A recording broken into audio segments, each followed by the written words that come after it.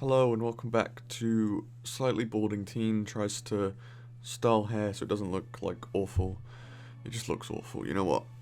Easy solution. Oh, now it just looks like I have a huge forehead. Jesus, let's not have that, please. How's that? That'll do. It's a mess either way.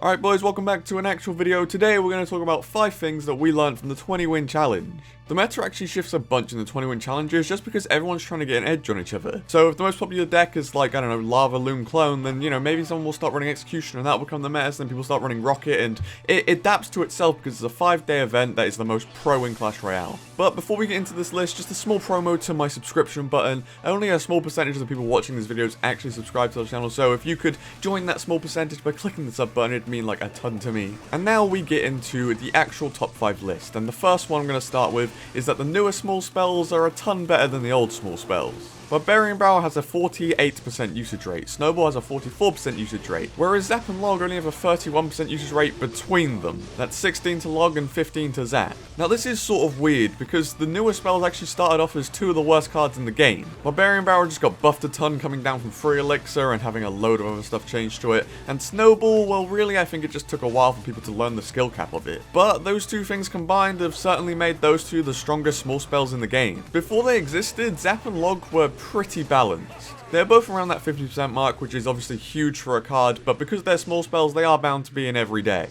I think it was actually about 99% of decks that ran either Zap or Log. The newer small spells aim to make them all 25%, and it's sort of come closer, but at the same time also sort of not, because Barbarian Barrel is just in 48%, which was pretty much what the other small spells are at anyway. In my opinion, I don't think you're ever going to get that 25, 25, 25, 25 split, and that's because the meta always adapts. So for example, if Goblin Barrel becomes meta again, then Log and Barbarian Barrel are going to be more popular than Snowball and Zap. But saying that, if Skarmy or something becomes meta, then maybe Zap will come back. So really, all that I think needs to happen is a very small nerf to Barbarian Barrel, and then we just see how the meta adjusts. My next point is that a lot of decks actually will run at least one really expensive card. And I know that's very vague, but let me explain. So the meta really enables every deck to run a card that's, you know, like 5 elixir up and can be used on either defense or offense. P.E.K.K.A, Lava Hound, Royal Giant, Golem, Mega Knight, Prince, Barbs, they're all above 8% usage rate right now. And all of those cards cost over 5 elixir. But what is my actual point here? Well, I think they all correlate. Either you build around that card as a win condition, so something like Golem, or you build around it on defense, so something like P.E.K.K.A. And those are the two main groups that we have here. We have the offensive win condition side, and then the defensive side to counter that. So really what's happened is for as many Golems in the meta, people are then running as many P.E.K.K.A.s to make up for it. So eventually what we get is every single deck running one of these big expensive units.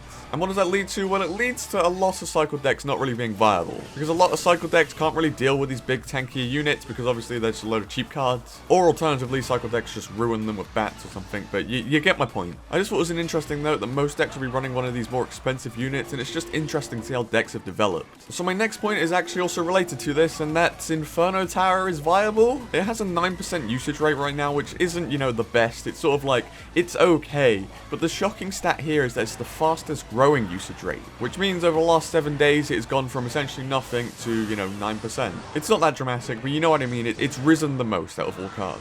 And that's probably down to all of those expensive units that we're seeing come into the meta. Obviously I referenced stuff like Barbs in that list, and Inferno Tower doesn't really counter Barbarians too well, but the other cards it'll counter pretty well. And before the 20-win challenge, Inferno Tower was pretty much unheard of in decks nowadays. Also a very big win for Inferno Tower is that it counters Ram Rider reliably. The Ram Rider won't really get through unless your opponent has Lightning, but Ram Rider Lightning isn't really a combo that's run. So you just sort of put the Inferno Tower down, take the even trade, and have the OP win condition out of cycle. I always thought the Inferno Tower was viable if you were to build around it, but we've actually seen it become somewhat meta without the need of a buff. Again, I think it's similar for what's happened with the small spells. The meta just shifted around, and now Inferno Tower can be viable. Next up is the prevalence of Fireball bait, and I don't even think I need to introduce this one. So let me just do a quick shout out to some videos that I've done recently that will explain this point better than I can. Recently, we did a video of a pro player who went 20-0 running Barbarian Fireball bait. If that's not enough, in my balance change review video, I said, oh, Fireball bait's going to become OP because Barbarians now. And then, if you want even more, I did an entire video on how Barbarians are toxic for the game because it introduces Fireball bait. And then there's also Barbarian tech, but that's just a flex at this point. Both Barbarians and Flying Machine are hitting a 14% usage rate, and Fireball is only actually in 20% of decks. So that means 4 and 5 decks, if you're running Barbarians and Flying Machine, are going to be a pretty good matchup for you. And there you go, that's all the persuasion I need to give you. You're going to have a lot of good matchups in the metagame, because even if they do run that Fireball, you just bait it out anyway. This is like definitely because of the recent Barbarian buff, and it's ultra frustrating to play against. I wouldn't call it no skill, because baiting is actually more skillful than not baiting, but it's still very, very annoying. As you can probably tell by now, I'm not actually a fan of Fireball bait, but I don't work at Supercell, so, you know, let them get on with it. And my final point is that the meta is actually in a pretty balanced state right now. Most of the cards in the game are viable, and the usage rates will show you that. So if we take Dark Goblin, we would all pretty much call him a very, very viable card at the moment, but his usage rate is only 3%. So what does this tell us? Well, it tells us that Dark Goblin is the 66th most used card out of 91 in the game. And if we assume that Dark Goblin is that viability point, then every other card above him must also be viable, which makes 66 cards out of the 91 viable. As a percentage, that takes it to 73% of cards actually being usable in the game right now. And to be honest, I'm actually surprised that it's 73%. That's a lot of cards. It's precisely 66. We've already worked this out. Good job. But yeah, I guess just, you know, props to the balancing team because they're doing stuff right and it's all making sense. But,